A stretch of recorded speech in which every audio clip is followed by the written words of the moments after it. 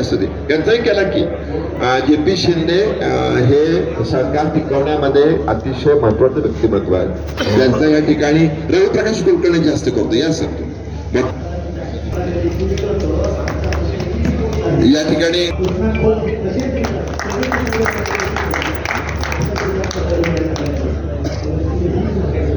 त्याचबरोबर या ठिकाणी इनामदार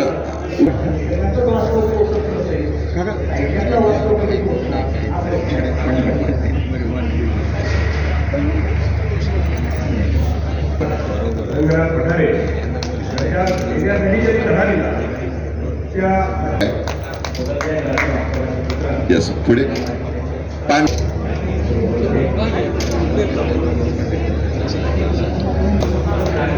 सर तुम्ही इकडे या बाजूला या ठिकाणी संहिता गोलते आलेल्या आहेत. कुठल्या स्टेजवर या कोकरे यांचा सत्कार होता.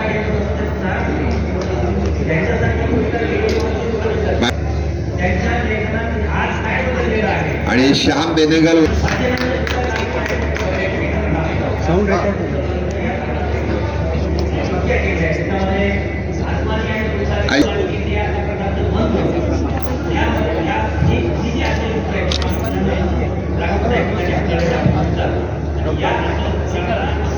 डॉक्टर विनायक राऊत यांचा या ठिकाणी सत्कार होत आहे. सर हे अभिनव एवढं लिखाण करतील आम्हाला खात्री आहे. त्याच्यापुढे आमचे मित्र शेखर हसरनीस यांचा सत्कार होतोय.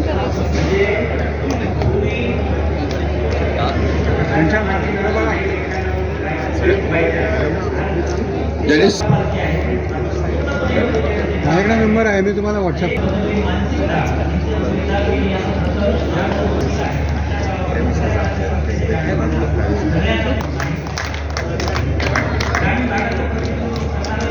आणि या ठिकाणी आणि त्यांचं यापूर्वी जगणं नव्याने उमलताना हे पुस्तक प्रकाशित झालं.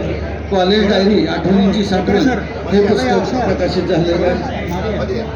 त्यामध्ये सक्रिय सदस्य आहेत ऐश्वर्याताई आणि त्यांचं पुस्तक या ठिकाणी प्रसिद्ध होतं. विशेष आदराची आणि टाळ्या वाजवण्याची बाब म्हणजे पारायणाचार्य पुंडलिक महाराज वेळुकर यांच्या त्या नात आहे.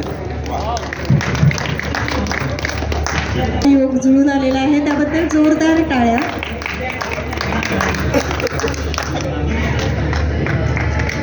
इकडे बघा थांबा स्टेजवरच्या लोकांनी टाळ्या नका वाजू.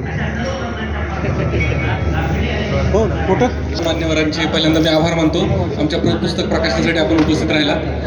शास्त्रांचा राजा भौतिकशास्त्र हे पुस्तक त्याची जी संकल्पना आहे तर ती प्रत्यक्षात आणण्यासाठी आमचे लेखक आणि दिग्दर्शक असलेले सचिन जाधव आणि त्याचबरोबर त्यांचे मित्र आणि चित्रपटाचे कला दिग्दर्शक असलेले सुभाष जाधव आज आपल्याबरोबर आहेत. तर विज्ञान अतिशय सोप्या भाषेतून आणि चित्रमय पद्धतीनं विद्यार्थ्यांपर्यंत वाचकांपर्यंत पोहोचवण्याचा हा या पुस्तकातून प्रयत्न आहे. कारण मुळातच विज्ञान हे अतिशय किचकट किंवा अवघड असं वाटत असतं, परंतु ते तितकं नाही आहे. तर त्याची गोडी निर्माण व्हावी, ते सहज सुलभ व्हावं यासाठीचा प्रयत्न आम्ही या पुस्तकातून केलेला आहे. आणि पहिला प्रयत्न आम्ही हा माय मराठी मातृभाषेतून केलेला आहे. कारण आजकाल सगळं इंग्लिश मिडियममधून शिकता आहेत, परंतु विज्ञान मराठीमधून जर शिकता आलं तर विज्ञान मराठीमधून शिकता आलं, त्याचं आकलन झालं तर मुळातच सैद्धांतिक पाया जर एकदा पक्का झाला एखाद्या विद्यार्थ्याचा तर पुढील जे शिक्षण आहे ते सहज आणि सोपं होऊ शकेल, विज्ञानाची गोडी लागू शकेल. असं प्रयत्न आम्ही या पुस्तकाच्या माध्यमातून केलेला आहे आणि जास्तीत जास्त मराठी लोकांपर्यंत हे पोहोचावं हा आमचा प्रयत्न आहे. धन्यवाद. आणि या पुस्तकाच्या प्रकाशनासाठी चिटणीस सरांनी आम्हाला इथे मदत केलेली आहे, त्याबद्दल त्यांचे विशेष आभार. धन्यवाद सर. यानंतर माळीसाहेब एक दोन माळीसाहेब बोलत जे आता साक्षी सहकार चळवळ ज्यांनी वाढवली, विशेषतः वृद्धिंगत केली आणि आता पुण्याला आहेत. पुण्याला आता आम्ही त्यांना नक्की गाठू आणि त्यांना पुस्तक लिहायला लावू आठवणींवर. जसं संजय भोसले डॉक्टर संजय कुमार भोसलेला मी लिहिलं, त्यांनी कशी सुवर्ण बँक विलीन केली. तर मी त्यांना विनंती करतो की आपण या ठिकाणी मनोगत. आज या ठिकाणी मी मुद्दामहून पुण्याहून मी साहित्य संमेलनाला भेट देण्यासाठी म्हणून या ठिकाणी आलो होतो आणि योगायोगानं आज या ठिकाणी माझे दोन सहकारी मोहिते आहेत, पुढे बसलेले आमचे रिटायर्ड सहाय्यक निबंधक शिंदे साहेब आहेत आणि या मंचावरील सर्व सातारकट मंडळी आणि साहित्याला भरभरून प्रेम करणारी ही सर्व मंडळी आहेत. या ठिकाणी या प्रकाशन कट्ट्यावर माझ्या हस्ते भौतिकशास्त्र, त्याबरोबर कॉलेज डायरी, अंतराळी काठ या 3 पुस्तकाचं प्रकाशन झालं. मला मनापासून खरंच खूप आनंद झालेला आहे. आणि ह्या तिन्ही लेखकांचं हे पुस्तक निश्चितच चांगलं वाचनीय असणार आहे. मी शक्य झालं तर त्याला माझा अभिप्राय नक्कीच कळवेन. आणि या पुन्हा मी या सर्व लोकांना या ठिकाणी शुभेच्छा देतो. आम्ही थांबतो. जय हिंद, जय महाराष्ट्र. शास्त्रांचा राजा भौतिकशास्त्र. आपल्या जीवनामध्ये प्रत्येक शास्त्राचं महत्त्व आहे. त्यातून भौतिकशास्त्र, भूशास्त्र, रसायनशास्त्र सब सेंटर शास्त्रांचा राजा भौतिकशास्त्र. शास्त्र हे आपल्याला गरजेचंच आहे. पण शास्त्रात जे तिन्ही शाखा आहेत, भौतिकशास्त्र, रसायनशास्त्र आणि जीवशास्त्र, त्यातली पहिली शाखा भौतिकशास्त्र, की भौतिक नियमानुसार सर्व जग चालतं, त्याची माहिती साध्या सोप्या शब्दात आणि भरपूर रेखाचित्रातून केलेली आहे. हे पुस्तक सचिन जाधवांनी लिहिलेलं आहे. तर ती रेखाचित्र सुभाष जाधवांनी केलेली आहे. सुभाष जाधव सर आता आपल्यासोबत आहेतच. आणि 4 वर्ष मेहनत करून सरांनी हे पुस्तक तयार केलेलं आहे. हे पुस्तक आपल्याला बलशेटवार बुकसेलर्समध्ये दोन्ही ब्रँचमध्ये पूर्ण मिळतील.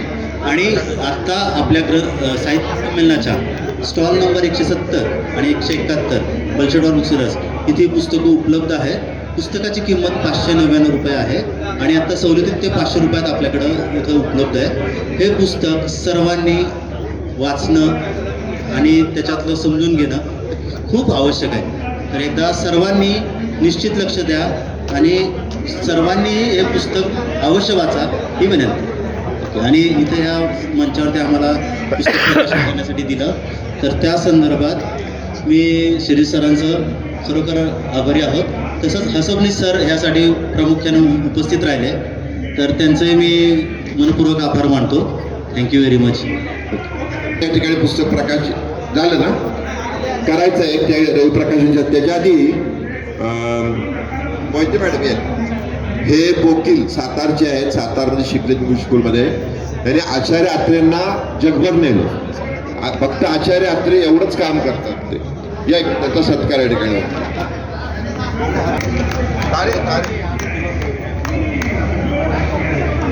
एक मिनिट.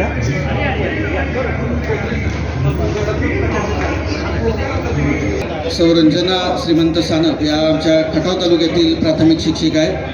याशिवाय खटाव तालुका साहित्य मंचाच्या सक्रिय सदस्य आहेत.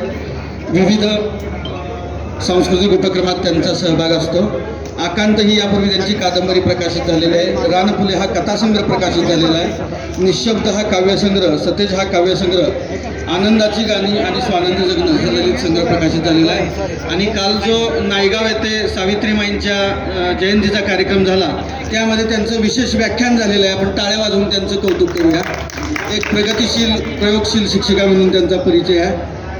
गोष्टी तुझ्या माझ्या हा बालकथा संग्रह त्यांचा लवकरच प्रकाशित होतोय. आणि कोडे उमलताना हा मागोवा बालमनाचा ग्रामीण स्त्रीवादी कथासंग्रही त्यांचा लवकरच प्रकाशित होतोय. आणि या ठिकाणी चिमुकल्यांच्या मनातलं हा एक छोटेखानी बालसंग्रह त्यांचा प्रकाशित होतोय. मी मान्यवरांना विनंती करतो की या पुस्तकाचं त्यांनी प्रकाशन करावं.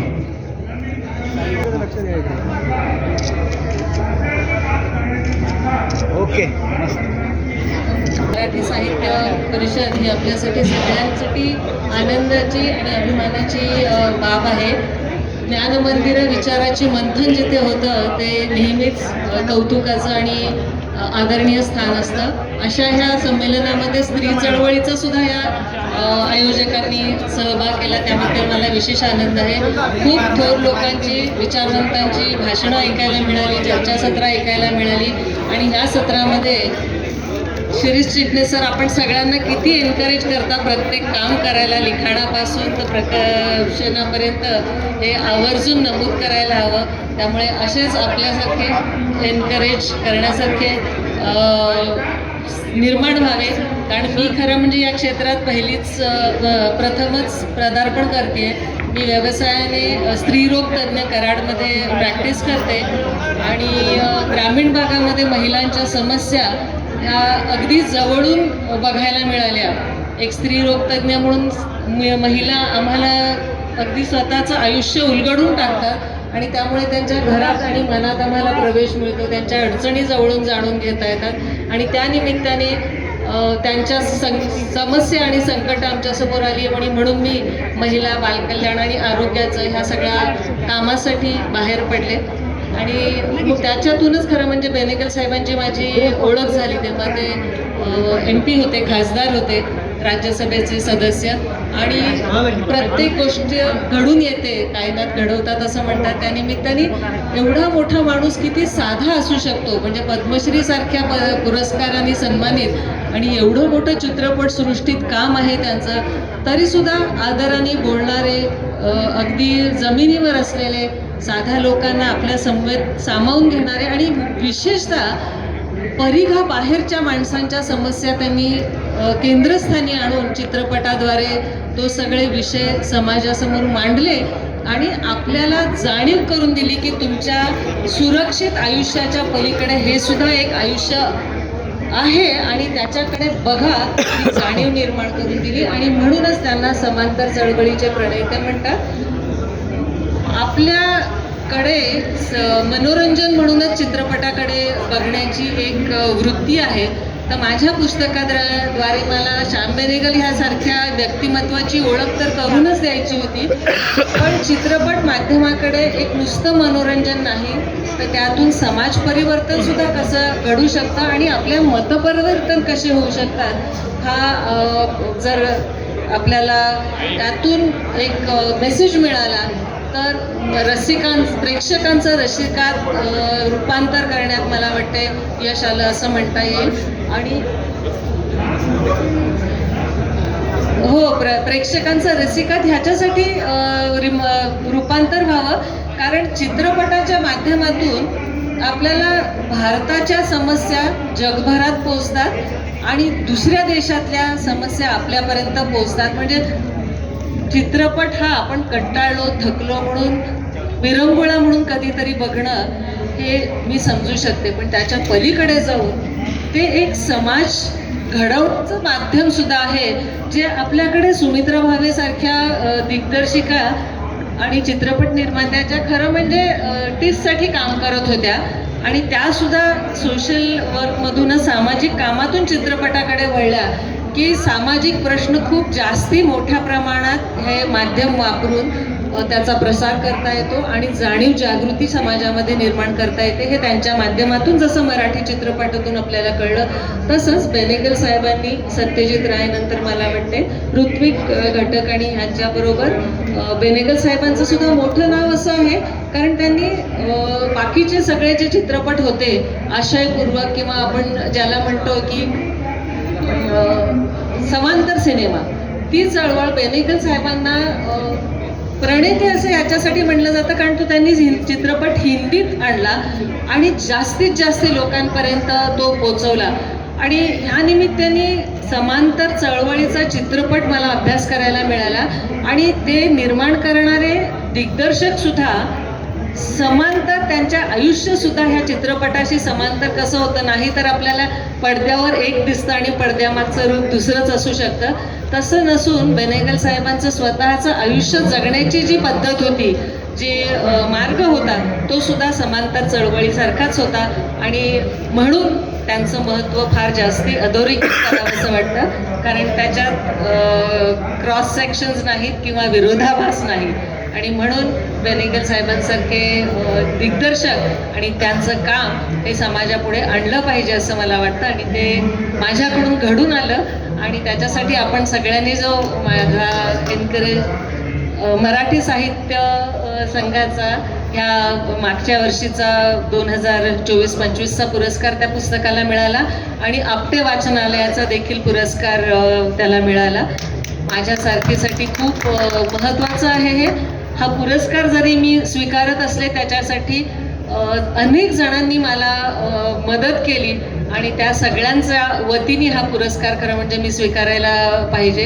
त्याच्यासाठी मला मुलाखती ज्यांनी दिल्या, नसिरुद्दीन शहा असतील, अमोल पालेकरजी असतील, स्मिता पाटीलची बहीण डॉक्टर अनिता पाटील देशमुख असतील, श्यामलाताई बनारसे, सतीशजी जकादार, सुहास किर्लोस्कर आणि आपण सगळे शिरीजी आपल्यासारखे अनेक मंडळी आहेत ज्यांनी हे काम झाल्यानंतर सुद्धा प्रोत्साहन दिलं. रोहन प्रकाशनतर्फे हे प्रकाशित झालेलं आहे आणि इथे उपलब्ध आहे. तर जरूर वाचा, प्रतिक्रिया कळवा आणि त्यातून काही मतमतांतर असू शकतात, पण आपल्या पलीकडे जे एक दुर्लक्षित जग आहे आणि आहे रे गट आणि नाही रे गटाकडे बघितलं का पाहिजे, कारण समाजाचा आपण एक घटक असताना त्याचा परिणाम सर्वत्र दिसून येतो. आणि हे बघण्यासाठी कालच आम्ही चळवळीच्या शेवटच्या परिसंवादामध्ये जसं म्हणलं की आपण म्हणतो शोधात कस्तुरीच्या आहेत पारधी हे, शोधात कस्तुरीच्या आहेत पारधी हे, हरणे जपून ठेवा अंधार फार झाला, पणती जपून ठेवा अंधार फार झाला. आणि मेसेज हाच आहे त्याच्यातून की अशा अंधाऱ्या कोपऱ्यांमध्ये प्रत्येकाने जर एक एक पणती लावली तर उजेड व्हायला वेळ लागणार नाही.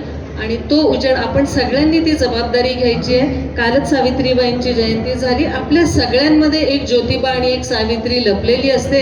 त्याला जाग करणं हे ह्या मला असं वाटतं साहित्य संमेलनामधून काम झालं तर ती त्याची फार मोठी यशस्वीता असेल. कारण असं परत म्हणलं जातं की societies are not destroyed by actions of rascals, societies are not destroyed by actions of rascals but by inaction of good people.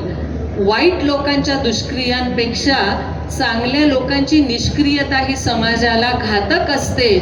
आणि म्हणून आपण सगळ्यांनी म्हणजे आजच दक्षिण अमेरिकेमध्ये जे हल्ला झालाय सत्ता आणि संपत्तीसाठी आणि तेलाचं राजकारणासाठी, अगदी देशादेशात जे युद्ध आणि त्याच्यातून आम्ही आपल्यांमध्ये जी फळी निर्माण करणं चालू आहे ते थांबवायचं असेल तर आपल्यासारख्यांनी त्यामध्ये उतरायला पाहिजे. नावं न माहीत असलेली स्वातंत्र्य संग्रामापासून ते अनेक चळवळींमध्ये ज्यांच्या शिरावर आणि ज्यांच्या खांद्यावर आपण उभे आहोत त्यांच्या माध्यमातून हे बदल घडून येतात. आणि म्हणून तुमचं आमचं काम मुंगी एवढं असलं तरी ते अतिशय महत्त्वाचं असतं. आणि ही विचाराची प्रेरणा आपल्याला ह्या संमेलनामधून मिळत राहते.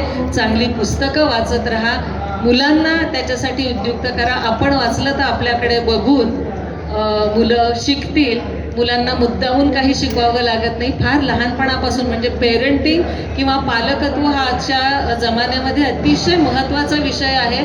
तुमच्याकडे बघून मुलं शिकतील. त्यामुळे तुम्ही जर व्हिडिओ गेम खेळत नसाल, तुम्ही जर सतत इंस्टाग्रामवर नसाल आणि तुम्ही जर हातात पुस्तकं घेत असाल तर मुलं तुमच्याकडे बघून त्याचं अनुकरण करतील.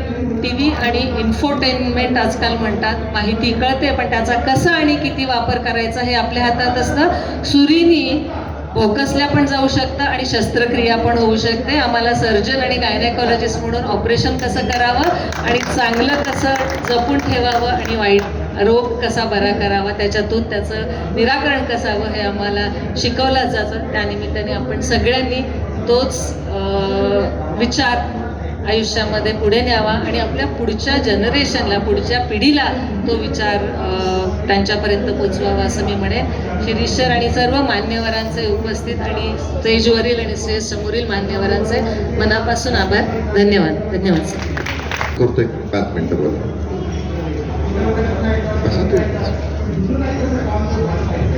नमस्कार आदरणीय मंच आणि माझ्यासमोर बसलेले सर्व सहकारी. काल मी थोड्या वेळ या मंचावरून बोललो होतो आणि काल मी चपराक प्रकाशनबद्दल बरंच बोललो, आमच्या घनश्याम पाटीलबद्दल बोललो होतो. आज मला चिटणीस साहेब समोर दिसतात ते मला खरंच भरून येतं. खूप दिवसांपासून, खूप महिन्यांपासून त्यांची या प्रकाशन कट्ट्याकरता मेहनत चालली आहे आणि अगदी प्रामाणिकपणे 4 लोकांसमोर कबूल करायला कुठलाही संकोच नाही की आज मी जर साताऱ्यात आहे तर तो फक्त चिटणीस साहेबांमुळे आहे. त्यांचं प्रेम आहे, त्यांचा माझ्यावरचा विश्वास आहे, ज्यामुळे मी इथवर आलो. वाचन संस्कृती वाढवण्यासाठी अनेक स्तरांवरून अनेक प्रयत्न चालले आहेत. आता मॅडम पण वाचनाबद्दल बोलल्या. मला कधी कधी खूप वाईट वाटतं की आमच्या पिढीकडून किंवा आमच्या नंतरच्या पिढीकडून एक अक्षम्य गुन्हा घडत गेला. ते म्हणजे पुस्तकांना ते लोक लांब ठेवत गेले. ठीक आहे, आमच्या हातात एक 5 इंच गुणिले 4 इंच असं एक इन्स्ट्रुमेंट आहे, ते खूप धोकादायक आहे हे आम्ही ऐकून राहिलो. पण त्याचा वापर करायचा किती करायचा हे तर आमच्या हातात आहे ना, हे नक्कीच आमच्या हातात आहे. आणि घनश्याम, तुम्हाला माहिती असेल किती वाचनालय आहेत? 16,000 वाचनालय आहेत माझ्या मते महाराष्ट्रात. 29,000 होत्या, त्याच्यापैकी 14,000 निष्क्रिय आहे,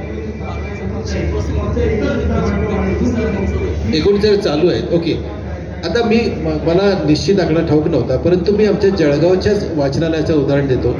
1.5 लाख पुस्तकं आहेत त्या वाचनालयात, सरकारी अनुदान मिळतं, त्याचे मेंबर 16,000 आहेत एकूण, आणि रोजची उपस्थिती 12 ते 13 वाचक आहेत फक्त. म्हणजे महिनाभरात जर त्यांचा एक दिवस सुट्टी असते, 25 दिवस जरी मानलं तरी फक्त 300 ते 350 सदस्य त्याला त्या लायब्ररीत येतात. हा खरंच एक निराश करणारा आकडा. त्यांच्याकडे 1.5 लाख पुस्तकं आहे, त्यांच्याकडे फक्त 300 लोक दर महिन्याला यावे, 300 ते 450. म्हणजे सरासरी जर हा आकडा असला तर आमच्यासाठी फारसा भूषणावह नाही आहे. महाराष्ट्राला वाचनाची केवढी मोठी संस्कृती आहे, केवढी मोठी संस्कृती. कित्येक वर्षापासून, कित्येक हजारो वर्षापासून आम्ही लोक वाचत आलो आहोत. आणि आज आम्ही जर वाचन संस्कृतीपासून जर दुरावत आलो तर तो कुठेतरी काळजी करणारी घटक आहे. मला खूप आनंद आहे की प्रकाशन कट्ट्याने हा उपक्रम हाती घेतला. नुसते प्रकाशक आणि लेखक नाही, असे कित्येक लेखक आहे ना ज्यांना प्रकाशनाची गरज आहे, प्रकाशकाची गरज आहे, त्यांना 4 वाचकांची गरज आहे. त्या वाचकांना यांनी सगळ्यांच्या समोर त्या वाचकांसमोर आम्हा लेखकांना आणण्याचा प्रयत्न केला. मी चिटणीस साहेब तुमचा मनापासून आभारी आहे. घनश्यामने खरंच खूप मेहनत घेतली, त्या सगळ्यांचे खूप आभार. त्यांची खूप उन्नती होईल याची मला खात्री आहे. कालच त्यांनी उल्लेख केला की त्यांनी माझ्या कवितेचं एक पुस्तक छापलं. त्या पुस्तकात त्यांनी एकही पैसा घेतला नाही. मी जेव्हा माझ्या इतर कवी मित्रांना सांगितलं तेव्हा त्यांनी आधी तर विश्वासच ठेवला नाही. नंतर माझं हेवा करायला सुरुवात केली की असा प्रकाशक तुला मिळाला कुठे, आणि मग माझी पण भेट घालून दे वगैरे अशी गळ सुरू झाली. आता ते शक्य नाही, ते घाबरू नको, तसं होणार नाही. त्यामुळे परंतु आर्थिक व्यवहारात जपून आणि कुठलाही लेखकावर आर्थिक भार न पडू देता त्याची पुस्तकं वाचकांसमोर आणायची, हे काम घनश्याम पाटील अतिशय प्रामाणिकपणे पुढे आणत आहेत. त्यांचं खूप अभिनंदन, त्यांची खूप उन्नती हो. चिटणीस साहेब तुमचे पण पुन्हा पुन्हा आभार. तुम्हालाही खूप अजून तर खूप मोठा पल्ला गाठायचा तुम्हालाही दिसतंय. चिटणीस साहेबांच्या ना एकच उरलंय, वर्षभरात त्यांचं लेखन काय जबरदस्त चाललंय, तुम्हाला कल्पना असेल. दर अल्टरनेट दिवसाला तुमचं लेखन मी वाचतोय आजकाल. आणि त्यांचं स्वातंत्र्य सैनिकांबद्दल केवढा अभ्यास आहे, केवढं लिहित आहे ते. ठाऊक असलेले नसलेले कितीतरी स्वातंत्र्य सैनिक ते आमच्या समोर आणतायत. नुसते स्वातंत्र्य सैनिक नाही, तर आजही समाजाला पुढे नेणारे जे घटक आहेत, जे दुर्लक्षित घटक आहेत, ज्यांच्याबद्दल आम्ही कधी नावे, एखादा चहा देणारा पोरगा, चहा करणारा पोरगा, त्याच्या सकारात्मक बाजू त्या लोकांसमोर आणतात ते. तर हे मी त्यांचं पाहतोय. खूप खूप अभिनंदन, खूप पुढे जातील याची खात्री आहे आणि मला ऐकून घेतलं. खूप आभार. पुस्तक कोणाचं राहिलंय प्रकाशित करायचं नाही? ओके. सर्व सातारकरांच्या वतीनं तुमचं सर्वांचं मी कौतुक करतो. विशेषतः आज या ठिकाणी उपस्थित असलेल्या सविता मोहिते, ज्यांनी श्याम बेनेगलचं पुस्तक दिलं, हे प्रत्येकाने वाचण्यासारखं आहे. ते जे आता सांगत होत्या तसं चित्रपट हे माध्यम इतकं सकस आहे की ते विद्यार्थ्यांचं अतिशय आमूलाग्र बदल करू शकतं, मोठ्या माणसांचा बदल करू शकतं. ही एका बाजूने गोष्ट. आणि सविता मोहितेंकडे बघितलं लक्षात येतं माणसाच्या की आपण कधी लिहू शकतो. म्हणजे त्यांचं श्याम बेनेगलवरचं पहिलं पुस्तक आहे, पण ते आता लेखिका झालं, त्यांना तो सुचायला लागलं, मी यावर लिहिते, मी त्यावर लिहिते, मी त्यावर लिहिते. आणि हे फार महत्त्वाचं आहे. मला विशेषतः श्याम बेनेगल यांचं पुस्तक वाचल्यानंतर सुवा जोशी, आपण जे मेजर नाव काय पुस्तकाचं, संध्या देवरुखकरांनी एक पुस्तक लिहिलेलं आहे, ते मी वाचलं आणि माझ्या लक्षात आलं सुभाषचंद्र बोस यांच्यावर लिहिलेलं आहे, त्यांच्यावर. परंतु आपल्याला असं नवीन काय मिळत जातं. म्हणजे मी स्वातंत्र्य लढ्यावर माझे 100 भाग झाले केसरीला, आता अजून चालू आहे यावर्षी. पण मला असंच लक्षात आलं की अशी वेगवेगळ्या गोष्टी एक असतात. त्या ठिकाणी अतिशय मोठी व्यक्तिमत्व बसलेलं आहे, तोही प्रकाश कुलकर्णी. हे महाराष्ट्रातल्या कानाकोपऱ्यातल्या लेखकांना पुढे आणतात. ललित मासिकात कायम सदर लिहिणारे ते आहेत, त्यांची ओळख व्हावी म्हणून धडपडत असतात. तेव्हा इथं जे जे लेखक आहेत त्यांची ओळख करून घ्या. तुमचं जर चांगलं असेल तर नक्की त्याच्यामध्ये लिहितील, नाही वाटलं तर नाही लिहिणार, हे पण तितकंच खरं आहे. परंतु अशी व्यक्तिमत्व जेव्हा गावागावामध्ये जातात, म्हणजे हे कुठलंच संमेलन चुकवत नाहीत, कुठली वेगवेगळ्या शाळेतल्या मुलांचं काय पाठवलं ते लिहितात, तर हे जे सगळं आहे ते महत्त्वाचं आहे. त्यामुळे हे जे संमेलन जे भरलेलं आहे हे विशेषतः मुलांनी लेखक व्हावं, मुलांनी कवी व्हावं, मुलांनी विचार मांडावेत, ज्येष्ठांनी विचार मांडावेत, हा त्यातला महत्त्वाचा भाग आहे. आणि एखाद्या गावात साहित्य संमेलन होणं मराठी, याचा अर्थ त्या जिल्ह्याला प्रचंड गती मिळते आणि ती गती नक्की मिळेल, कारण हा शेवटचा दिवस आज आहे. आमचं सुद्धा आता हा जो कट्टा आहे हा आता समाप्त होत आहे. विशेषतः या कट्ट्यावर घनश्याम पाटील यांच्यावर सगळ्यांनी टाळ्या वाजवा. हे अतिशय मोठं काम केलं आणि मोठं काम नाही, येणाऱ्या प्रत्येकाला त्यांनी पुस्तक भेट दिली या ठिकाणी, हे पण महत्त्वाचं आहे. त्याच्याबद्दल सुद्धा मला विशेष सांगितलं पाहिजे. इथं रुद्रांश जगताप आला असेल तर त्याला बोलवा स्टेजवर. परीक्षा दिला गेला तर रुद्रांश जगतापची आई इथं आलेले आहेत, तर शिक्षिका आहेत, त्यांचा एक सत्कार या ठिकाणी करा. कारण त्यांनी काय केलं, विद्यार्थ्यांना ते पुढे आणतात. त्यांचा मुलगा अतिशय चांगल्या प्रकारे कविता सादर करतो, लिहितो. मी रवी प्रकाश कुलकर्णींना विनंती करतो की एक त्यांचा सत्कार आपण करावा. आणि त्यामच एक आहे, मुलांना वाचन संस्कृतीकडे नेणं, म्हणजे टीव्हीच्या पुढे न बसवता त्याला आवड निर्माण करणं, हे प्रत्येकाने केलं पाहिजे. हे साहित्य संमेलन विशेषतः याच्यासाठी आहे. पुन्हा मी तुमच्या सर्वांचा आभार मानतो. पहिल्यांदाच साहित्य संमेलनामध्ये असं झालं की विनोद कुलकर्णी यांच्या कल्पनेमुळं इथं जसा कवी कट्टा असतो तसा प्रकाशक कट्टा चालू झाला आणि जवळपास 150 पुस्तकं इथं प्रकाशित झाली. आणि आम्ही तेवढ्यावर थांबलेलो नाही. आम्ही सांगितलंय ज्या कुणाला त्यांच्यात असं वाटतंय की माझ्या पुस्तकावर चर्चा व्हावी तर ती सातारमधल्या दीपलक्ष्मी पतसंस्थेचा जो AC हॉल आहे तो काय मोफत दिला जातो, तिथं त्याची चर्चा होईल. तुमचं तुम्ही या, सातारच्या साहित्यिकांना तुमची पुस्तकं द्या, म्हणजे बोलतील, काय चांगलं सांगतील, काय वाईट सांगतील, तुम्हाला मार्गदर्शन करतील. असं सुद्धा आम्ही केलं. म्हणजे आम्ही नुसतं फक्त प्रकाशन कट्ट्यापर्यंत थांबलेलो नाही. एवढंच नव्हे तर याच्यामध्ये जे जे आणखी पुढं चांगलं होईल त्याच्यासाठी चपराक प्रकाशन आपल्याला मदत नक्की करेल, चांगलं वाटेल तर. जसं आता तारेने सांगितलं तसं सुहा जोशी हे सातारा जिल्ह्याचे सुपुत्र आहेत, ते आपल्याला मदत करत राहतील. या ठिकाणी उपस्थित आहेत. त्यांनी आचार्य अत्र्यांच्यावर प्रचंड जगभरात प्रदर्शनं भरवलेली आहेत. सातारच्या इंग्लिश स्कूलचे विद्यार्थी आहेत. रवी प्रकाश कुलकर्णीसाठी सगळ्यांनी एकदा टाळ्या वाजवतो जोरात, कारण सातत्याने जवळपास 2 तास बसलेत.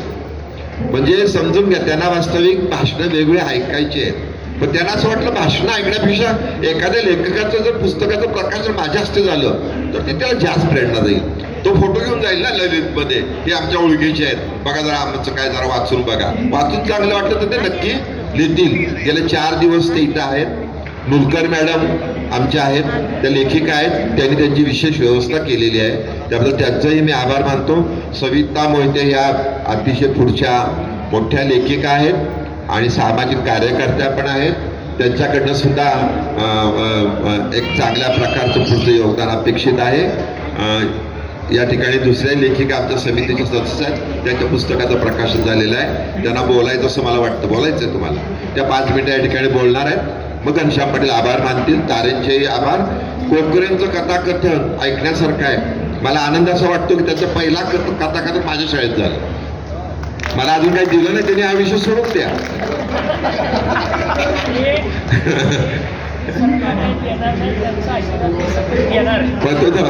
परंतु काय आहे, एखादी चिंगारी असते ना, तशी त्या नागेवाडी शाळेमध्ये त्यांचा कथाकथनला पहिला नंबर आला. आज त्याच्या 50-100 कथा आहेत, त्याच्यावरती कथाकथन करतात. तेव्हा तुम्हाला काय घेऊन जायचं या साहित्य संमेलनातनं आपल्यासाठी, आणि कितव्या वयात लिहिता येतं. मला वाटतं राजेंद्र बनहट्टीचेच वडील असतील, मला वाटतं त्यांनी 80 वर्षी लिहायला सुरुवात केली उदाहरणार्थ. त्यामुळे आपण कितव्या वर्षी लिहायला चालू करतो तर तुम्ही लिहा, आपल्या मनात भरपूर असतं. जसं आपण आता बघितलं कराओकेचे कार्यक्रम बघा, प्रचंड होतात. बाथरूम सिंगर सगळेच सिंगर झालेत माझ्या सकट. तर हे का सांगितलं माझ्या सकट, की आपल्याला येत असतं पण आपण ते म्हणत नाही, घाबरतो. आपल्याला गाणं म्हणता येईल का, गाणं म्हणता येईल का. तर तुम्ही सगळ्यांनी लिहिलं पाहिजे. विशेषतः विद्यार्थ्यांना आपण तसं मार्गदर्शन करावं. मी लेखिका त्यांना साटम. रंजना साटम या ठिकाणी 5 मिनिटं बोलतील. घनश्याम पाटील आभार मानतील आणि नंतर एक 10 मिनिटांची कथा कोकरे या ठिकाणी सादर करतील.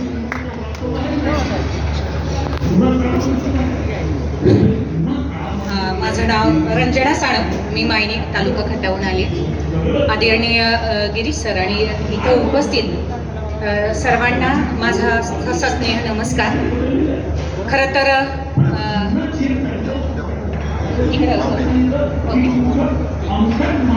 तर डोंगरा एवढ्या उंचीची माणसं या व्यासपीठावर विराजमान आहे आणि मी शिकणारी आणि लिहिणारी, थोडं बहुत लिहिणारी एक प्राथमिक शिक्षिका, कवयित्री आणि छोटीशी लेखिका. पण शिकवता शिकवता शिकण्याचा प्रवास सुरू असणारी. सरांच्या आणि सगळ्यांच्या बोलण्यातून आलं की वाचन संस्कृती विकसित झाली पाहिजे आणि ती मुलांपर्यंत पोहोचली पाहिजे. माझी आतापर्यंतची 22 वर्षाची सेवा आणि सर्व माझी ग्रामीण भागातली सेवा, शेतीमातीत राबणाऱ्या कष्टकरी शेतकऱ्यांची लेकरं माझ्या शाळेत शिकायला येतात. ह्या शेतकऱ्यांच्या लेकरांना अखिल भारतीय साहित्य संमेलन म्हणजे काय याची पुसटशी ही जाणीव नसलेली लेकरं माझ्याजवळ असतात. त्या लेकरांच्या मनातलं थोडं कुठंतरी साहित्यातून मांडावा हे माझ्या मनाला वाटत होतं आणि त्यांचं बालविश्व मीराण फुले या चिमुकल्यांच्या मनातलं हे मांडत गेले. पण त्या लेकरांच्या मनातलं कुठं मांडायचं हे मला कुठंतरी वाटत होतं. त्यासाठी आणि त्यांना साहित्य संमेलन समजावं त्यासाठी शालेय स्तरावर मी छोटं बालकविता संमेलन आयोजित केलं. या साहित्यिकांची भेट माझ्या लेकरांना कशी व्हावी यासाठी मी एकनाथ आवाड सरांना आणि जे आमच्या परिसरातील साहित्यिक आहेत त्यांना विनंती केली की माझ्या मुलांसमोर, या छोट्या लेकरांसमोर तुम्ही यावं आणि माझ्या लेकरांना मार्गदर्शन करावं. मी एक शिक्षिका म्हणून माझ्यातले काही जे मला साहित्यातली थोडी बहुत जाण आहे ती माझ्या लेकरांच्या मध्ये उतरावी यासाठी प्रयत्न करते आहे. आणि माझी छोटी लेकरं एका ग्रामीण भागातली की जी वंचित घटकातली मुलं आहेत की ज्यांची मुलं जी कर्नाटक राज्यातून स्थलांतरित झालेली द्विभाषा मुलं माझ्या शाळेमध्ये शिकतात, तर त्या मुलांचं साहित्य पुस्तकात येण्यासाठी मी छोटा प्रयत्न करते आहे. आणि तुमच्या सर्वांचे त्यासाठी मला मार्गदर्शन लाभावं, तुमच्या सर्वांचा मोठा त्याच्या पाठी असावा ही अपेक्षा व्यक्त करते. आणि माझ्यासारख्या छोट्या लेखिकेला इथं या व्यासपीठावर बोलण्याची संधी मिळाली त्यामुळं संयोजकांचं आणि इथं उपस्थित असणाऱ्या सर्व व्यासपीठावरील आणि तुम्हा सर्व श्रोत्या वर्गांचाही मी मनापासून आभार मानते. धन्यवाद. शाळा आहेत विशेषतः गरीब मुलांच्या, पण मला माहीत नाही, पण माझ्या शाळेमध्ये कर्नाटक, राजस्थान, बिहार, UP आणि बाकीच्या राज्यातली जी मुलं आहेत, मजुरांची विशेषतः मुलं, त्यांची मातृभाषा काय असेल तुम्हाला वाटतं? त्याची मातृभाषा मराठी आहे आणि ती मराठीमध्ये आपल्यापेक्षा चांगलं बोलतात, चांगलं लिहितात.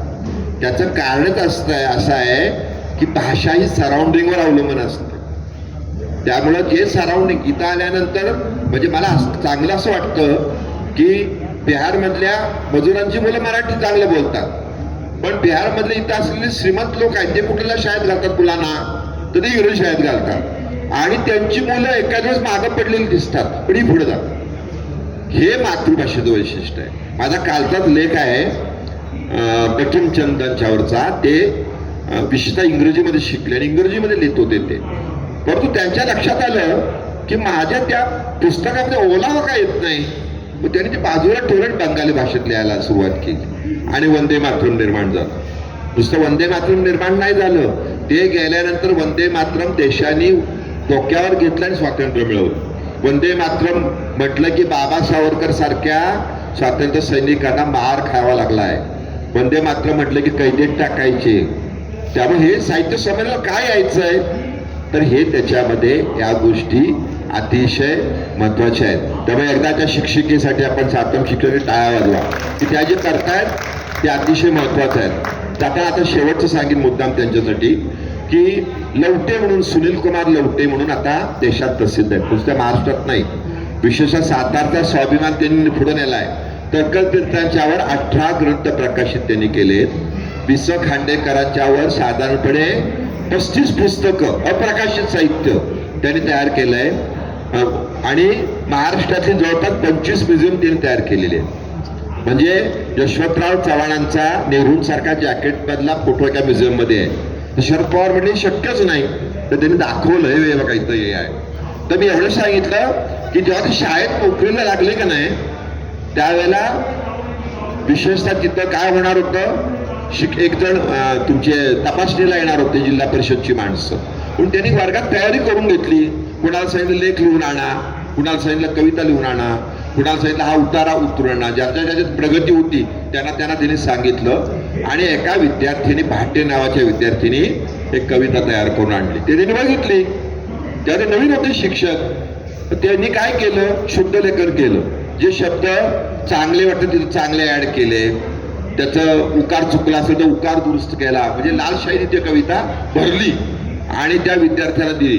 ते म्हणजे हे घेऊन जा आणि आता ही कविता अशी लिहून आण आणि मला दे. विद्यार्थी त्यांच्याकडे बघत राहिला, तो भाट्य विद्यार्थी. तो म्हणला आता माझी कुठं झाली राहिली सर कविता, तुमची झाली कविता. तेव्हा ते जागे झाले. ते म्हटले माझ्या आयुष्यात मी जे हे करतोय ते एका गोष्टीमुळे करतोय. एका छोट्या भाटे नावाच्या विद्यार्थ्याने मला आयुष्याचं वेगळेपण दिलं. त्यामुळे बरेच लेखक आपण बघतो स्वतःची निर्मिती करतात. म्हणजे आता यांनी निर्मिती कुणाची केली, बेनेगलाची केली. बेनेगलाचं मोठेपण आपल्याला सांगित, त्यांचं नाही मोठेपण सांगित. अशी माणसं सुद्धा साहित्यिक महत्वाची आहे. त्यामुळं आज तर्कतीर्थांचं नाव, सातारा जिल्ह्याचं नाव देशभर जातंय. प्रत्येक युनिव्हर्सिटीमध्ये त्याचे खंड घेतले जात आहेत. आणि हे फक्त लवटेंमुळे झालं. पण लवटेनं शहाणं कोणी केलं, एका छोट्या विद्यार्थ्याने केलं. हे साहित्य घडवत असतं. त्याच्यामुळे हे साहित्य संमेलन तुमच्यासाठी पुस्तकं घेऊन जावा. विशेषतः मुलांना पुस्तकं वाचायला द्या. पहिल्यांदा आपण वाचा. आपण टीव्ही पुढे बसतात, मुलं कशी वाचतात थोडक्यात म्हणजे. तर हे सगळं झालं पाहिजे. फार कठीण परिस्थिती आहे पुस्तकांच्या वाचनाच्या संदर्भात. आपण छोट्या पद्धतीनं चालू करा. मला आनंद वाटतो, पुण्याला रोटरीने आता एक संमेलन घेतलं, साहित्य संमेलन मराठी साहित्य. मला इतका आनंद वाटला. 1000-1200 माणसं प्रत्येक कार्यक्रमाला. आणि वैचारिक इतकं सुंदर झालं. तसं प्रत्येक ठिकाणी व्हावं ही या निमित्ताने अपेक्षा व्यक्त करतो. आणि आजच्या या जो कट्टा आहे, प्रकाशन कट्टा, याचं आभाराचं शेवटचं काम मान्य घनश्याम पाटीलने करावं विनंती करतो. घनश्याम पाटीलसाठी पुन्हा एकदा टाळ्या वाजवा एवढ्यासाठी की त्यांनी प्रचंड पुस्तकं वाटली लोकांना. माणूस 100 रुपयाचं काय देत नाही हो, चहा देत नाही. त्यांनी दिवाळीकडे 400 रुपये फुकट दिले. किती दिले, 500 लोकांना दिले. तर हे देणं जे आहे ना ते महत्व. त्यांना सुद्धा कोणतरी दिलं असतं, पण त्याची देण्याची प्रवृत्ती आहे ती. आणि त्याने हा कट्टा विशेषतः सजवला, मोठा केला आणि दरवर्षी करतायत. दिल्लीमध्ये त्यांनी 50 पुस्तकं प्रकाशित केली त्यांच्या प्रकाशनाची. प्रत्येकाला ती मदत करणारे व्यक्तिमत्व आहे. त्यांना विनंती करतो आपण बोला, आभार माना आणि या कट्ट्याचा कार्यक्रम संपतो.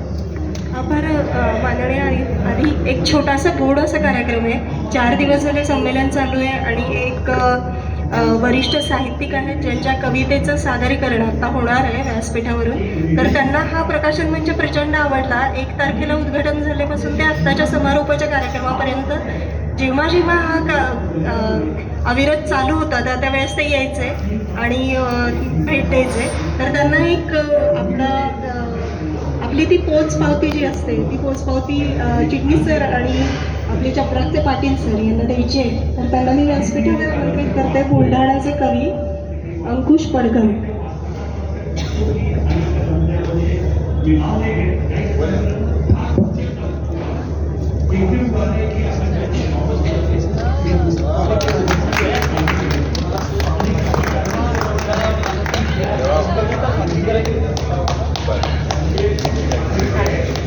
अंकुश पडघम यांचं अजून एक सांगायची गोष्ट अशी की परवा जोग यांच्या पुस्तकाचं प्रकाशन चालू होतं तेव्हा त्यांना कुठल्या तरी महिला होत्या, त्यांची पर्स सापडली तर त्यांनी ती इथे आणून दिली.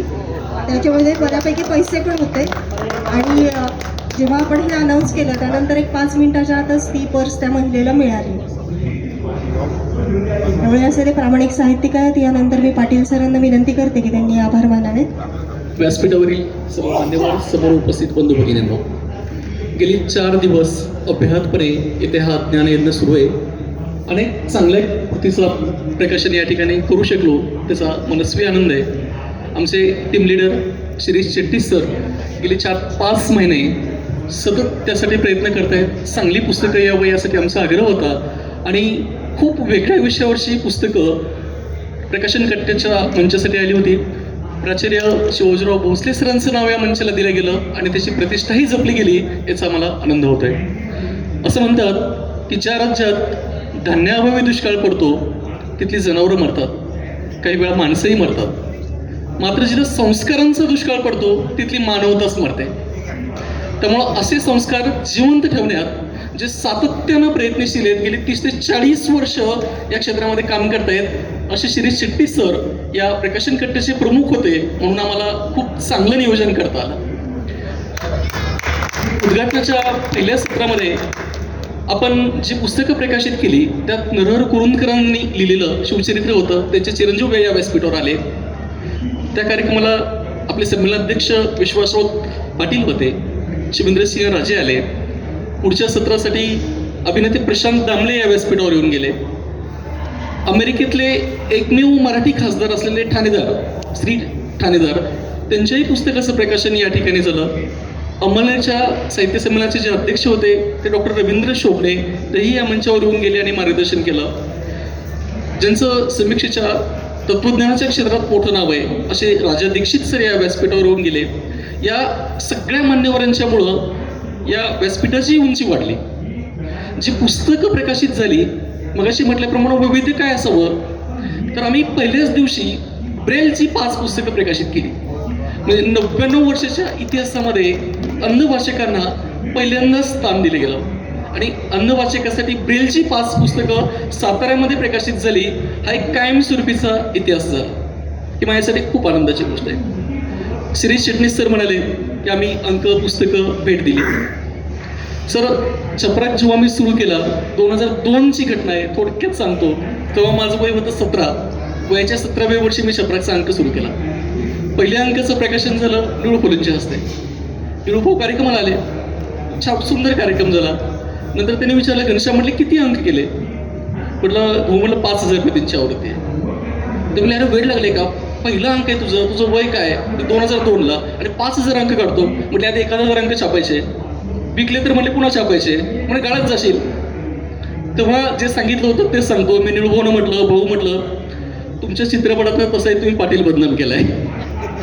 एखादं पाटील जर साहित्यासाठी करत असेल आणि साहित्यावर पैसे उडवत असेल तर तुमचा काय आक्षेप आहे का?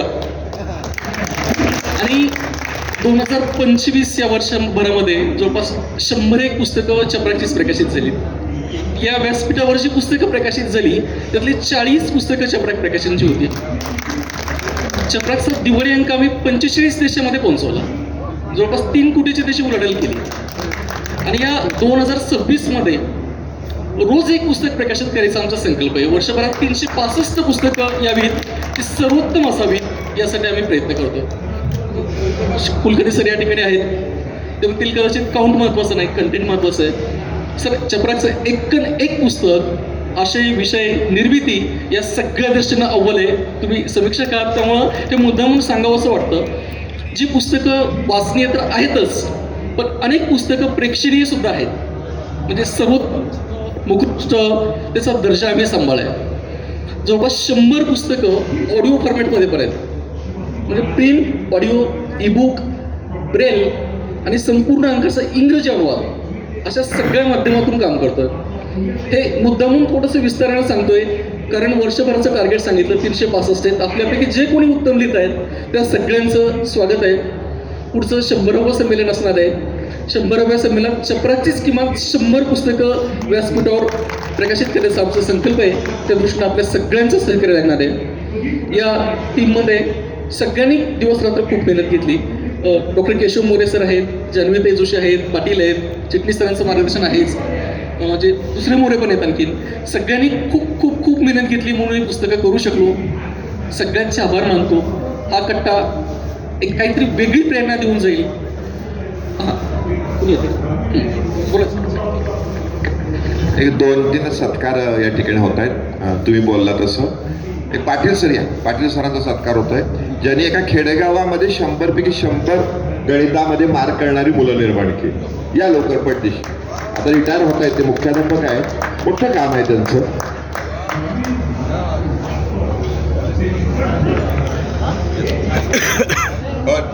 हे जे निर्मिती ती त्यांचीच आहे कथाकथन.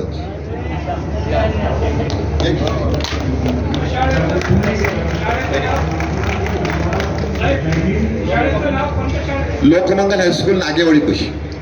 म्हणजे तुम्हाला 100 मुलं तुम्हाला लिहिण्यासारखे येतात असे. या का राहिला आहे तुम्ही RD पाटलांचा एक सत्कार राहिला त्यांचा एक झाला नाही. ओके, धन्यवाद. शिक्षक हा अतिशय आयुष्यभर आपण काहीतरी करत राहू. आभार. पुढचं मानतील कार्यक्रम.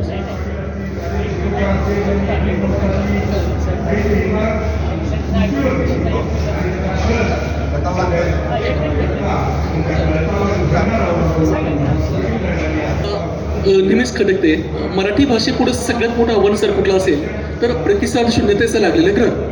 नवीन लेखकाची दखलच घ्यायची नाही, त्याला उपेक्षेनं मारायचं असं सातत्यानं सुरू आहे.